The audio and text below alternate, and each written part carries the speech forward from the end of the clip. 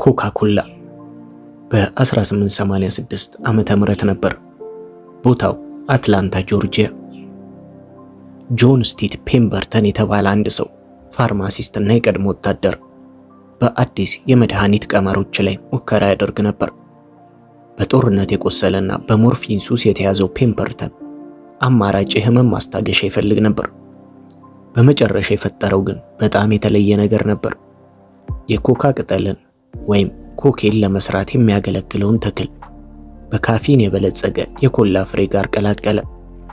ትንሽ ስኳር፣ ውሃና የካራሜል ቀለም ጨመረ እና በቃ ራስ ምታትን፣ ድካምን፣ አልፎ ተርፎም አቅም ማጣትን ሊፈውስ ይችላል የሚል የመድኃኒት ቶኒክ ነበረው። እናም ኮካ ኮላ ብሎ ጠራው። አዎ እውነት ነው፣ የመጀመሪያው ኮካ ኮላ ኮኬንን ይይዝ ነበር። ነገር ግን ቅንድቦን ከፍ ከማድረጉ በፊት ያኔ ይህ ያልተለመደ አልነበረም። የኮካ ቅጠሎች ህጋዊ ነበሩ እና ጤናማ እንደሆኑ ይታሰብ ነበር። እንደ ኤውሮፓውያን አቆጣጠር በ1904 ኮኬን ከኮካ ኮላ ውስጥ ተወገደ። ነገር ግን የኮካ ኮላ ስም ቀረ።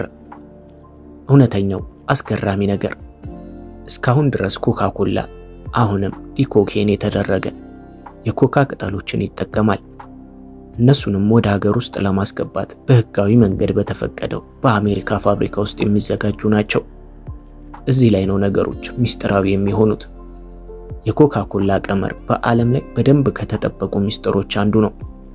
በአትላንታ በሚገኝ ጓዳ ውስጥ ተቆልፎ የተቀመጠው ቀመሩ መርቸንዳይዝ 7X የሚባለው በጥቂት ሰዎች ብቻ ነው የሚታወቀው። የተለያዩ ወሬዎች ይናፈሳሉ። ቫኒላ ነው፣ ቀረፋ፣ የሎሚ ጭማቂ፣ ትክክለኛውን ድብልቅ ማንም አያውቅም፣ የኩባንያው አምራቾች እንኳን።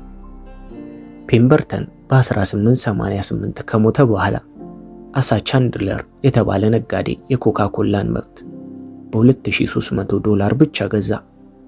ጣፋጭና የሚያድስ የሚሉት መፈክሮች የአሜሪካ መጠጥ እንዲሆን ረድተውታል። እንደ አውሮፓውያን አቆጣጠር በሁለተኛው የዓለም ጦርነት ኮካ ኮላ የአሜሪካ ወታደሮችን ወደ ጦር ሜዳዎች በመከተል ነፃ ጠርሙሶችን በዓለም ዙሪያ አሰራጨ። ለስላሳ መጠጥ ብቻ አልነበረም፣ የአሜሪካ ሕይወት ምልክት ሆነ። ወደ ዛሬው ጊዜ በፍጥነት ስንመጣ ኮካ ኮላ ከ200 በላይ በሆኑ ሀገሮች ውስጥ ይሸጣል። 94% የሚሆነው የዓለም ሕዝብ የኮካ ኮላ አርማን እንደሚያውቅ ይነገራል። በመቶዎች የሚቆጠሩ ጣዕሞችን ለቀዋል። የሸማቾች ማዕቀብን፣ የጤና ውዝግቦችንና ጣዕሞችን መለወጥ ተቋቁመዋል እና አሁንም በጥንካሬ እየተጓዙ ነው። እና አዎ አንዳንድ ሰዎች በቁም ነገር ሱሰኛ ሆነዋል። እንግዲያው በእርሶ ተወዳጅ ኮካ ውስጥ ምን ምን እንዳለ እንይ። ከፍተኛ ፍሩክቶስ ወይም ጣፋጭ ስኳር ግን ጤናማ አይደለም። ካፊን ያንን ጉልበት ይሰጠናል። ፎስፈሪክ አሲድ ጥርስን ይቦረቡራል። ካራሜል ቀለም ጥቁር ከለር እንዲይዝ ያደርገዋል። ኮካ ኮላ የጀመረው የህመም ማስታገሻ ሆኖ ነበር፣ ነገር ግን የዘመናዊ ባህል ምልክት ሆነ። ከመድኃኒት መደብር ቶኒክ እስከ $ቢሊየን የምርት ስም ታሪኩ ከተለመደው የተለየ ነው። እውነቱን ካወቁ በኋላ አሁንም ይጠጡታል። የዛሬ ቪዲዮአችን ይህንን ይመስል ነበር። ቪዲዮአችን ከተመቻችሁ ቪዲዮአችንን ላይክ እንዲሁም ቻናላችንን ሰብስክራይብ ያድርጉ።